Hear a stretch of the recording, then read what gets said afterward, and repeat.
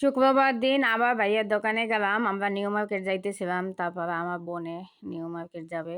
ওইজন্য টাকা নিতে গেছিল।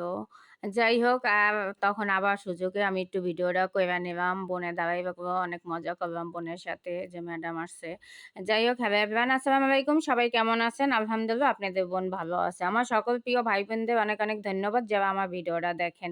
আপনাদের কাছে যদি আমার ভিডিওটা ভালো লাগে একটু লাইক, কমেন্ট করে পাশে থাকবেন। অন্তর থেকে দোয়া ও ভালোবাসা থাকলো। যাই হোক আমরা একটু নিউ মার্কেট যাইতে আসি তখন ভাইয়ের দোকানে যাইয়া দেখলাম অনেক কিছু রান্না করা আছে। সাথে, সাথে সুযোগে আমি একটু ভিডিওটাও কইরা নিলাম। যারা আমার ভিডিওগুলান পছন্দ করেন আর আমার ভাইয়ের দোকানে একবার আইসা কিন্তু খাইয়া যাবেন। খাবার অনেক মজা হয় আমাদের বরিশালের রান্না।